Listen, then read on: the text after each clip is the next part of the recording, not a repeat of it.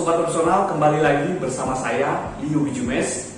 Hari ini kita akan belajar bagaimana kita harus memposisikan diri kita menghadapi perubahan. Ketika mendengar kata perubahan, tentu tidak asing bagi kita. Ketika Anda keluar dari tempat Anda bekerja sekarang, akan banyak hal yang berubah. Ketika Anda pulang ke tempat Anda tinggal, akan banyak hal. Ada banyak hal yang Anda temukan itu sudah berbeda. Tetapi dalam kehidupan kita bagaimana? Secara pribadi, dalam video-video berikutnya kita akan coba mengulas bagaimana menjadi pribadi yang unggul, bagaimana menjadi pribadi yang tangguh. Nah, kali ini saya akan menarik kita, kenapa ya orang itu susah sekali untuk berubah. Ya, seringkali kita melihat di sekeliling kita orang-orang mengabaikan perubahan itu. Ya, contohnya pandemi saja. Orang-orang menghindar, bahkan mereka merasa bahwa perubahan itu membuat mereka menjadi stres. Entah dalam pekerjaan, entah dalam studi mereka, entah dalam lingkungan sosial mereka merasa bahwa perubahan yang terjadi itu membuat mereka makin terpuruk. Dan mereka merasa bahwa ini waktunya sudah berbeda. Maka saya begini-gini saja. Tetapi tahukah sobat profesional bahwa ketika kita berbicara tentang perubahan, maka yang terjadi adalah kita membawa diri kita jauh ke depan, dan itu tergantung dari diri Anda. Nah, ada 10 alasan mengapa orang itu mengabaikan perubahan. Ya, 10 alasan teratas lah pokoknya dalam apapun itu. Yang pertama adalah mereka merasa bahwa bukan itu yang harus dilakukan. Mereka merasa, ini bukan saatnya lagi saya melakukan ini. Ya, kita bisa menemukan orang-orang seperti ini. Ngapain saya melakukan itu? Toh, saya bisa melakukan hal yang bisa saya lakukan sekarang. Tetapi, tahukah Anda bahwa itu benar-benar salah? Pola pikir itu salah, seperti itu. Tetapi coba dirubah. Saya ada perubahan, saya harus melakukan apa? Kerjakan apa? Nah, muncul nanti kreativitas, ide, gagasan untuk mengkolaborasi itu. Lalu alasan yang kedua, kenapa orang itu mengabaikan perubahan? Perubahan itu akan menghancurkan. Mereka berpikir bahwa perubahan itu akan menghancurkan mereka, karir mereka, diri mereka, dan itu menghancurkan mereka. Mereka merasa bahwa hal itu akan menghancurkan mereka ke depan. Nah, itu adalah kesalahan bagi orang yang berpikir bahwa perubahan itu akibatnya seperti itu. Lalu yang ketiga adalah bagaimana kalau, sering-sering bertanya, mereka sering, bagaimana kalau ini akan seperti ini? Bagaimana jika saya gagal misalnya? Ketika ada perubahan dari sana atau menghadapi perubahan, dia merasa bahwa ini akan membuat saya gagal. Padahal dia belum bertindak. Bagaimana jika saya kalah misalnya? Bagaimana jika saya tidak dianggap lagi sebagai teman misalnya? Nah, ini sering sekali terjadi dalam kehidupan kita. Untuk itu, untuk mengabaikan, jangan pernah mengabaikan perubahan itu. Lalu alasan yang berikutnya adalah saya tidak paham. Ya, sering mengatakan itu orang-orang yang mengabaikan perubahan, saya tidak paham terhadap perubahan itu. Lebih baik saya menyingkir saja. Padahal ketika Anda berpikir seperti itu, Anda sudah membuat motivasi Anda itu berkurang untuk melakukan, untuk menghadapi, untuk terlibat membuat perubahan itu sendiri.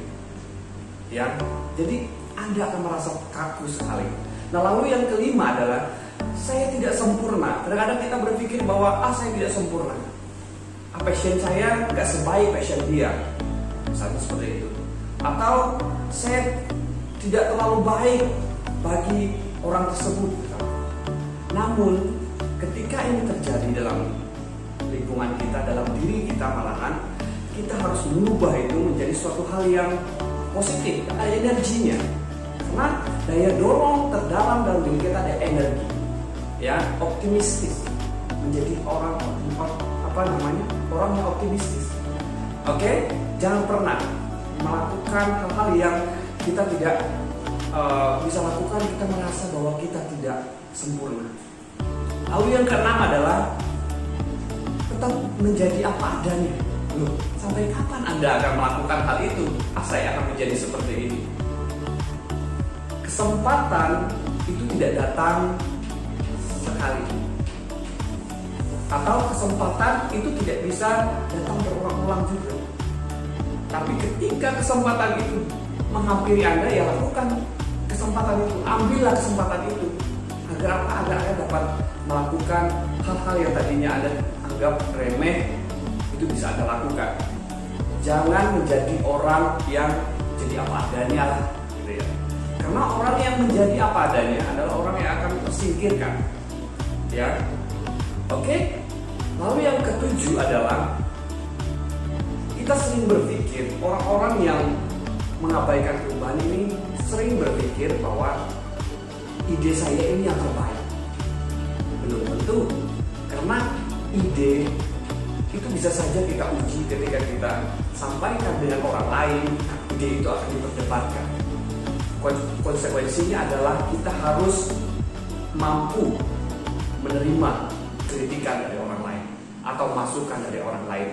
Jangan sampai kita menjadi egois, yang menjadi pribadi egois yang menganggap bahwa ide kita hebat gitu. Orang-orang seperti ini akan ketinggalan dalam perubahan, ya, tidak akan pernah berubah orang seperti itu. Nah, lalu langkah yang berikutnya adalah yang ke-8. Kenapa orang mengabaikan perubahan? Mereka beranggapan bahwa apakah ini menyakitkan?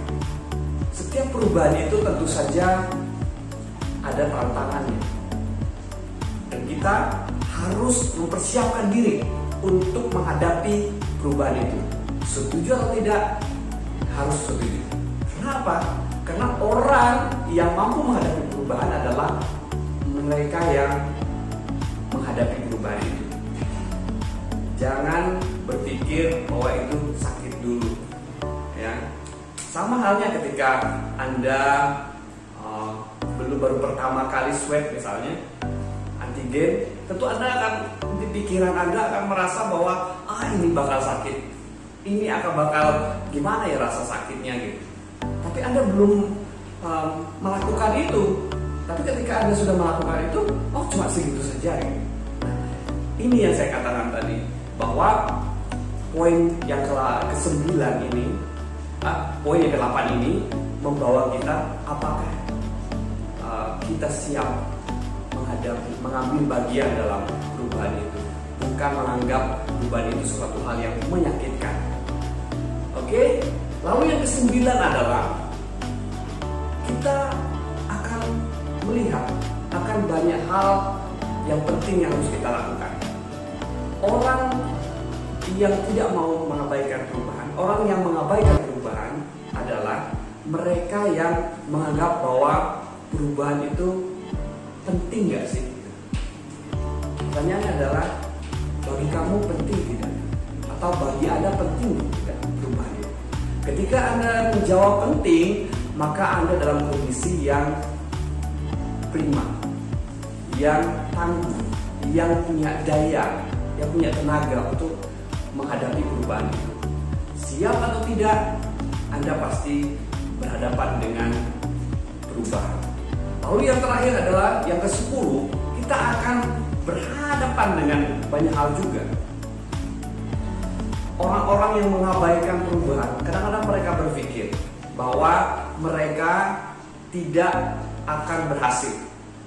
Jadi kita sudah berada di tahun 2021, gitu ya kan, mundur kembali ke belakang 2020, banyak hal yang kita lakukan, banyak pengalaman yang kita dapatkan, banyak teman yang kita ajak diskusi, banyak pekerjaan yang kita selesaikan.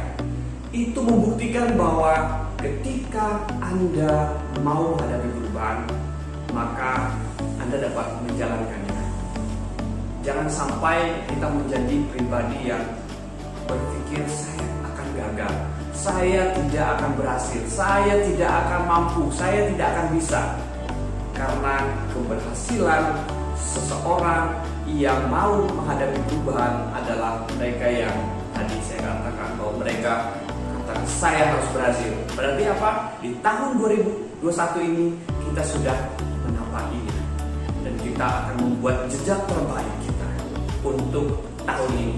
Di masa yang akan datang, saya yakin Anda mengerti apa yang saya sampaikan karena singkat, padat, tepat seperti itu. Ya, oke, itu yang ingin saya sharingkan. Semoga 10 alasan mengapa orang mengabaikan perubahan ini jangan ada dalam diri kita. Tetapi kita buat 10 alasan untuk mengatakan tidak pada orang-orang yang mengabaikan perubahan. Jadilah orang yang membuat perubahan, bukan orang yang keluar dari perubahan itu sendiri. Ya, itu sharing saya, Leo Bijumes. Sampai jumpa. Jangan lupa like, komen, dan juga share dan subscribe video ini. Sampai ketemu di video selanjutnya. Salam.